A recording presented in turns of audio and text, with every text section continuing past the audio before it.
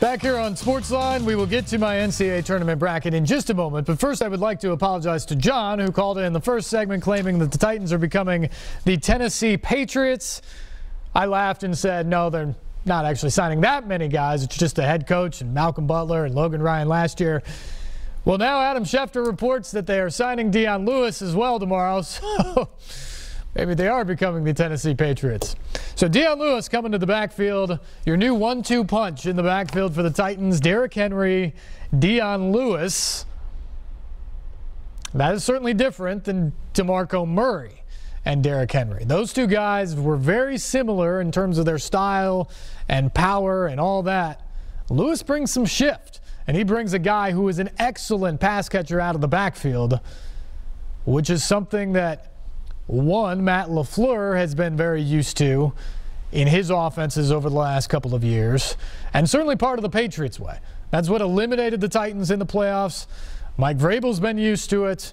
Obviously, John Robinson has seen that up close and personal, so expect Lewis to be utilized in a big way when it comes to the passing game. All right, phone lines are open. Let's get into the brackets now. Again, I want to hear from you guys, some of your thoughts on these games.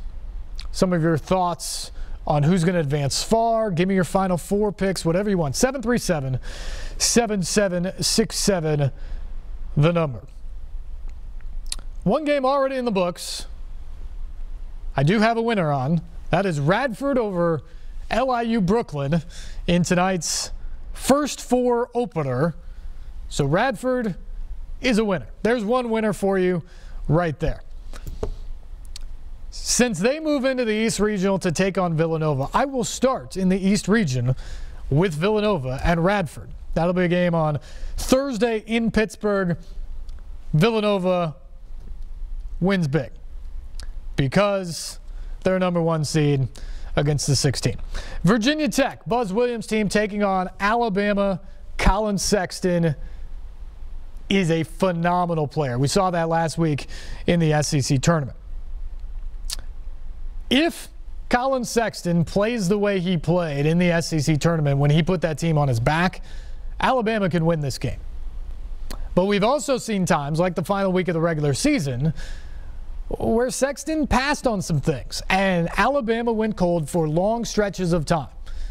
That can very well happen against a team that is as well coached and as disciplined and defensively tough as Virginia Tech. I'm going to go with the Hokies here. Just a gut. I think that in the tournament setting, this Alabama team hasn't been there before. Buzz Williams has. I think the defense wins out, and they win in a tight ball game. Next, you got West Virginia and Murray State. I think this is a fascinating 5-12 matchup. West Virginia is one of the most difficult teams to prepare for in the country because they press you up and down the floor for 40 minutes. They've got a great rim protector in Sag Kanate as well. But Murray State's got a pair of point guards, and they've got some beef inside that'll go against you. This is a really interesting game to me. And I am really tempted to take Murray State here. So I am. I'm going to take the Racers and a veteran team with 2 point guards against that pressure and guys who can shoot it as well. Team that won 27 games this year. I'm going to take the Racers to upset West Virginia. And I think West Virginia's good. Could have been a 4 seed. But I think that's a good matchup for Murray State. Wichita State is the 4 seed taking on Marshall. I like the Shockers there. Another good team for Greg Marshall. Greg Marshall beating Marshall in that game. So Wichita State moves on. 6-11 game there. Florida versus the winner of St. Bonaventure and UCLA. I think that the guards of either the Bonnies or UCLA are potent and can give Florida some problems.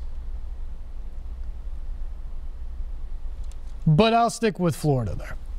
Florida with the win in that game. Texas Tech, the 3 seed against Stephen F. Austin. Stephen F. Austin's been there before. It's a veteran team. Texas Tech has never been there before, but Chris Beard has done a great job with that team. I like Texas Tech to win that one. Arkansas and Butler. Again, this is the one game where the lower seeded team is the favorite in the tournament. That game is in Detroit, closer to Indianapolis. I'll take Butler. 10-7 game there. And then Purdue beating Cal State Fullerton in the 2-15 game. I'm going to stay in that region now. We'll stay in the East. So Villanova, Virginia Tech, 1-8 in round 2. I love Jalen Brunson, point guard of Villanova. I think he'll be able to dissect that defense. Wildcats move on. Murray State, upset pick is a 12 against 4-seed Wichita State. I'll take the Shockers in that one. They'll D it up. They'll make it a low possession game. I like Wichita State to win there. Florida versus Texas Tech. Interesting matchup here. I'm going to take the Gators coming on defensively, playing better down the stretch, at least until the SEC tournament. I'll take Florida there over, again, a Texas Tech team that's never been to the tournament before, at least in recent years here. And then I've got Purdue against Butler. Those two are Indiana State rivals meeting in Detroit in round 2. But I just think the size inside for Purdue will be too much in that game. To the Sweet 16 now, I got Villanova moving on. Jay Wright, just such a talented team he has. I've got them moving on against Wichita State. And then Florida-Purdue, this to me is where the run ends for the Gators. The size inside of Purdue is just difficult for anybody to deal with. Isaac Haas, a 7-footer. You got Harms, a 7-footer as well inside that comes off the bench. Vincent Edwards being hurt certainly changes Purdue, but that size is so difficult for most teams to match up with. So I've got Purdue advancing to the Elite Eight. We'll pick a winner in that bracket coming up in a little bit, but we'll move on to the Midwest here. Top seed Kansas against Penn. Penn is woefully underseeded. I talked about the NCAA selection committee doing a good job with the seeds.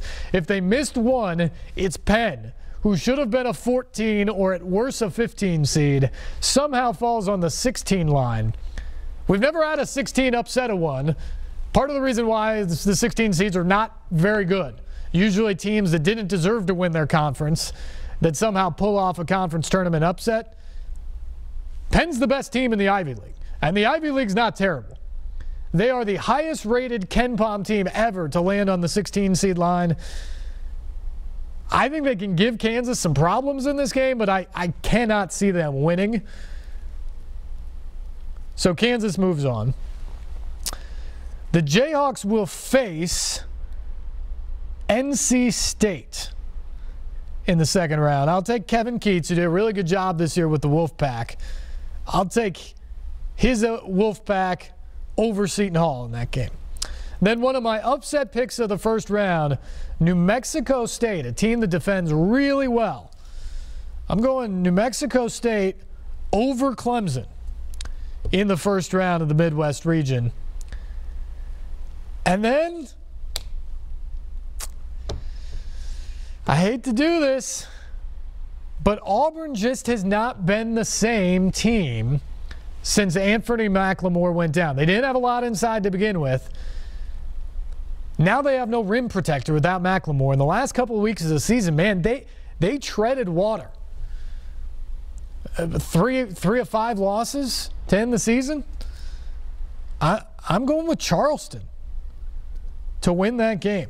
So I got a 12 and a 13 moving on in the Midwest as the upset picks.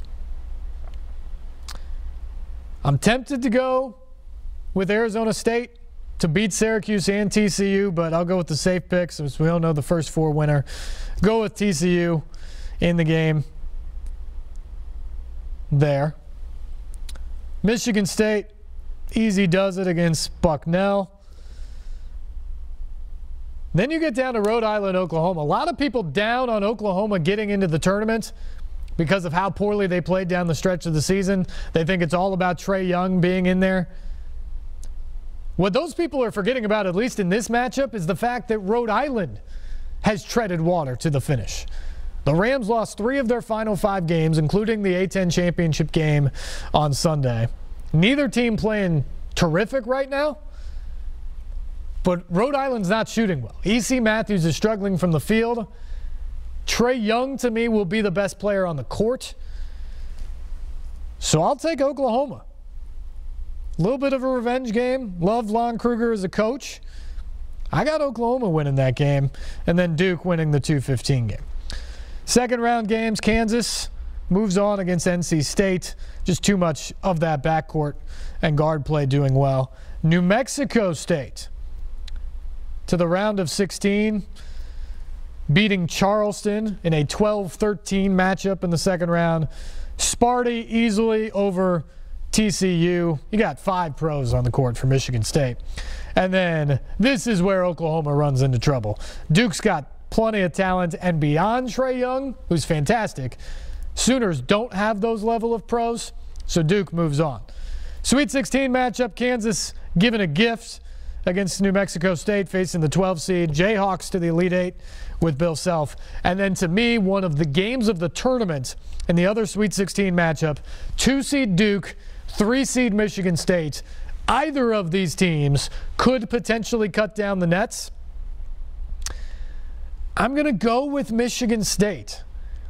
I think the inside presence is there. I think it's a more veteran-laden team than Duke has. I love Miles Bridges. I'm going to go with Sparty in a tight game that I think will be one of the games of the tournament in the Sweet 16. So I got Villanova, Purdue, Kansas, Michigan State. Elite 8 games on one side of the bracket. We got to take a break here. When we come back, I'll go through the South and the West regions. So stay with us. You're watching Sportsline here on News Channel 5+.